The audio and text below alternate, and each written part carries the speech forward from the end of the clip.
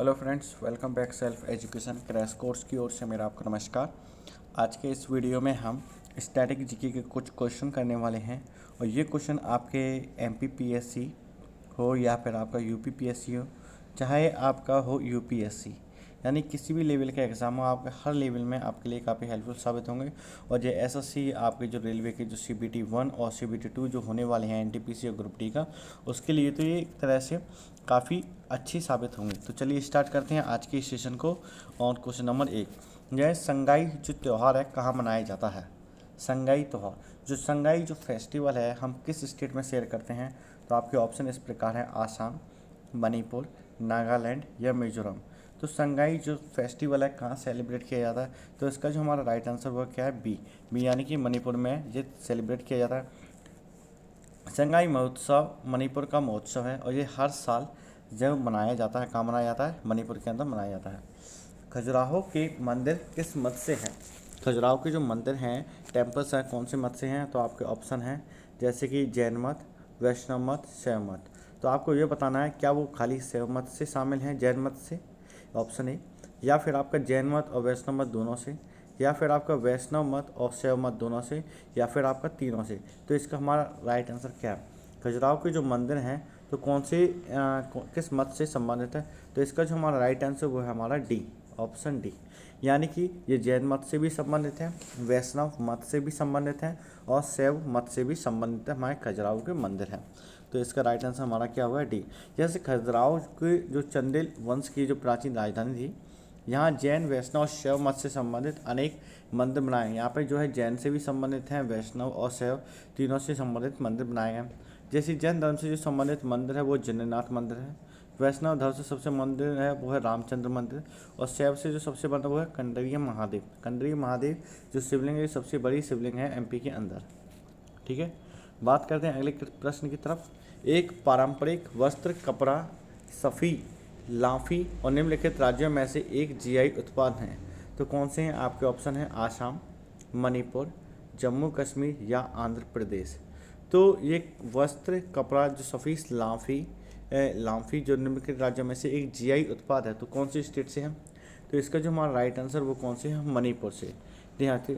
तो इसका तो सफ़ी जो एक पारंपरिक जो वस्त्र, कपड़ा है, मणिपुर की मीती महिलाओं द्वारा इसमें कढ़ाई की जाती है, यानी कढ़ाई जो बुनाई होती है हस्तकला द्वारा की जाती है। और एक कपड़े को सफल युद्ध में अपनी बहादुरी के लिए सम्मान और उपहार मणिपुर के राजा द्वारा मणिपुर के नागा के प्रशंसकीय योग्य प्रमुखों के लिए सम्मान के उपहार मन फतेह के रूप में प्रस्तुत किया जाता है, यानी कि उनको एक तरह से उनकी बहादुरी के लिए इससे सम्मानित उनको किया जाता है। आप जो हमारा अगला प्रश्न है वो है राउत नाच किस प्रदेश के आदिवासी समुदायों का नृत्य है? तो ये किसका नृत्य है? तो आपके ऑप्शन इस प्रकार हैं। पहला ऑप्शन है आपका जैसे राजस्थान, जम्मू कश्मीर, आसाम या छत्तीसगढ़। जो राउत नाच है तो ये किस प्रदेश के आदिवासी समुदायों का जो नृत्य है? तो इसका जो हमारा राइट आंसर वो हमारा डी, किसकी है? तो छत्तीसगढ़ के जो हमारे आदिवासी भाई हैं तो उनका जो नाच है वो राउत है। यह दिवाली के बाद देव उठनी एकादशी के त्यौहार पर किया जाता है। तो यह मुख्य रूप से यादवों द्वारा किया जाता है। ठीक है, तो राउत एक नाच होता है छत्तीसगढ़ के आदिवासी समुदाय द्वारा किया जाता है। अगले प्रश्न की तरफ। बॉब बिली वीणा, जिसे सरस्वती वीणा या एकंत वीणा भी कहा जाता है, कर्नाटक शास्त्रीय संगीत में उपयोग किए जाने वाले एक बड़े टुकड़े वाले स्ट्रिंग उपकरण यह किससे बनता है? तो ये शास्त्रीय संगीत है, इसके जो पार्ट्स होते हैं तो वो किससे बनते हैं? आपके ऑप्शन इस प्रकार है जैकवुड, सैंडलवुड, बांस या रोजवुड। तो ये बीना बजाने वाला जो ये कर्नाटक शास्त्रीय संगीत में उपयोग किया जाता है, इसके बड़े टुकड़े वाली जो स्ट्रिंग होती हैं तो एक उपकरण जो किससे बनता है? तो इसका जो हमारा राइट आंसर वो है ए। ये कैसे बनता है? तो ये बनता है जैकवुड से। जैसे बॉब बिली जो वीणा है, जैसे सरस्वती वीणा या एकंत वीणा भी हम कहते हैं, कर्नाटक शास्त्रीय संगीत में उपयोग किए जाने वाले एक बड़े टुकड़े स्ट्रिंग उपकरण है। कौन सा स्ट्रिंग उपकरण जो कैसे बनता है? तो यह जैकवुड से बनता है। यह 150 साल पुराना मंदिर है जो गुजरात के देव कंबोई में है। यह एक तरफ अरब सागर और दूसरे पर कैम्बे की खाड़ी से घिरा हुआ है। यहाँ मौजूद शिवलिंग केवल कम ज्वार के घंटों के दौरान देखी जा सकती है। यह कौन सा मंदिर है? तो कौन सा मंदिर है? आपके ऑप्शन इस प्रकार है, सोमनाथ का मंदिर, स्तंभेश्वर मंदिर, द्वारकाधीश मंदिर या नागेश्वर मंदिर। तो एक कौन सा मंदिर है? तो ये इसका जो हमारा जो एक तरफ कहाँ से, एक अरब सागर से घिरा है, दूसरे केम्बे की खाड़ी से घिरा हुआ है, और ये अगर कम ज्वार आता है तो ये दिखाई देता है। तो हमारी इसका जो राइट आंसर है वो है बी, यानी स्तंभेश्वर का जो मंदिर है। स्तंभेश्वर मंदिर जो है ये करीबन कितनी 150 साल पुराना है, कितनी 150 ईयर ओल्ड, जो गुजरात के देव कंबोई में है। ये एक तरफ अरब सागर और दूसरी तरफ केम्बे की खाड़ी से घिरा हुआ है। यहाँ मौजूद शिवलिंग केवल कम ज्वार के घंटों के दौरान देखी जा सकती है। ठीक है, तो ये हमारा राइट आंसर हो गया। तो इसका जो हमारा क्या हो गया, राइट आंसर हो गया स्तंभेश्वर। भारत की जो अमूर्त सांस्कृतिक जो विरासत है कि यूनेस्को सूची में निम्नलिखित में से कौन सा सही है? कौन सा है जो अमूर्त सांस्कृतिक विरासत की यूनेस्को सूची में है? सूची में कौन सा नहीं है? आपके ऑप्शन है कालबेलिया, योग, माच या रामलीला। तो हमारी एक जो सांस्कृतिक है, जैसे रामलीला हुआ या माच हुआ या योग हुआ या कालबेली हुआ, तो यूनेस्को ने इसको अपनी सूची में शामिल नहीं किया है। तो ये कौन सा है? तो हमारा ये सी है, किसी माच। माच एक प्रकार का राज्य का नृत्य होता है। ये किसका? ये मध्य प्रदेश का एक राज्य नृत्य है माच। तो जैसे हम देख सकते हैं, तो ये जो है ये माच भारतीय राज्य मध्य प्रदेश के मालवा क्षेत्र से लोक थिएटर का एक रूप है। ऐसा माना जाता है कि राजस्थान के ख्याल रंगमंच के रूप में इसका जन्म हुआ था। यह अमूर्त सांस्कृतिक विरासत की यूनेस्को सूची में मौजूद नहीं है। तो ये क्या है? ये मध्य प्रदेश के मालवा क्षेत्र से लोक थिएटर के रूप में प्रचलित है। ठीक है, निम्नलिखित में से क्या आम की प्रजाति नहीं है? यानी आम की प्रजाति नहीं है। आपके ऑप्शन है लाल केला, सिंदूरा, अल्फोंसो या बग्गन पल्लई। तो इसका जो हमारा राइट आंसर है वो है डी। डी यानी कि हम नाम से इसको पता लग सकते हैं, लाल केला। तो लाल केला एक केले की एक प्रजाति है। यह ऑस्ट्रेलिया, न्यूजीलैंड जैसे देशों में होती है, लेकिन अब इसकी जो खेती है भारत में भी शुरू हो गई है। ठीक, सुनील गंगोपाध्याय का पहला जो उपन्यास है कौन सा था? इनका जो पहला उपन्यास था वो कौन सा था? आपके ऑप्शन इस प्रकार हैं, आत्म प्रकाश, प्रथम आलो, पूर्व पश्चिम या इनमें से कोई नहीं। तो हमारा जो राइट वाला है, तो सुनील गंगोपाध्याय का जो पहला उपन्यास कौन सा था? तो इसका जो राइट आंसर वो है ऑप्शन ए, यानी आत्म प्रकाश। ठीक है, सुनील गंगोपाध्याय ये कौन से एक बंगाली कवि हैं, लेखक, उपन्यासकार, साहित्यकार थे। उनका जो पहला उपन्यास था वो आत्म प्रकाश था। उन्होंने मासिक कविता पत्रिका कीर्तिवारा का भी संपादन किया। उनकी उपन्यासों पर कई फिल्म भी बन चुकी हैं। ठीक है, आपका नेक्स्ट प्रश्न है, बाउल परंपरा से जुड़े लोग किस प्रदेश में पाए जाते हैं? जो बाउल एक परंपरा है तो कौन से प्रदेश से पाए जाते हैं? ऑप्शन है पश्चिम बंगाल, गुजरात, राजस्थान या बिहार। तो जो बाउल परंपरा है वो कहाँ की जाती है? तो इसका जो राइट आंसर है वो कहाँ है? पश्चिम बंगाल में। ठीक है, बाउल पश्चिम बंगाल के मिथिक गायकों का एक समूह है। बाउल एक संगीत और धार्मिक दोनों परंपराओं का गठन करते हैं। बात करते हैं अगले प्रश्न की तरफ। टैगोर संस्कृति और सभ्यता केंद्र कहाँ स्थित है? जो टैगोर संस्कृति और सभ्यता केंद्र कहाँ स्थित है? आपके ऑप्शन है शिमला, कोलकाता, भोपाल या मुंबई। जो टैगोर संस्कृति और जो सभ्यता के हमारे केंद्र हैं वह कहाँ स्थित हैं? तो इसका जो राइट आंसर है वो हमारा ए, कहाँ स्थित है? तो ये शिमला में स्थित है। जो प्रसिद्ध साहित्यकार, एशिया के पहले नोबेल पुरस्कार विजेता गुरुदेव रविंद्रनाथ टैगोर को श्रद्धांजलि देने के लिए उनकी 150वीं जयंती पर Indian institute of advance study में भारत सरकार द्वारा टैगोर संस्कृति और सभ्यता केंद्र स्थापित किए गए हैं। वो भी कहाँ किए गए हैं? शिमला, हिमाचल प्रदेश के अंदर। बाउल परंपरा से जुड़े लोग किस प्रदेश में पाए जाते हैं? जैसे कि ये क्वेश्चन रिपीट हो चुका है, अभी पूछा गया था। तो इसका जो हमारा राइट ऑप्शन है, जैसे कि आप कमेंट बॉक्स में बताइएगा, आपके ऑप्शन इस प्रकार है पश्चिम बंगाल, गुजरात, राजस्थान या बिहार। तो इसका जो हमारा राइट आंसर वो कौन सा है? वो है हमारा ए, यानी कि बाउल जो एक परंपरा है जो कहाँ से स्थित है? पश्चिम बंगाल से जुड़ी हुई है।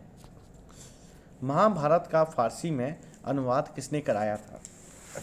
तो ये क्वेश्चन अक्सर पेपर में पूछा जा चुका है, खास तौर पे एसएससी, रेलवे या फिर आपके स्टेट्स के जो अन्य एग्ज़ाम होते हैं उसमें भी देखा जाता है।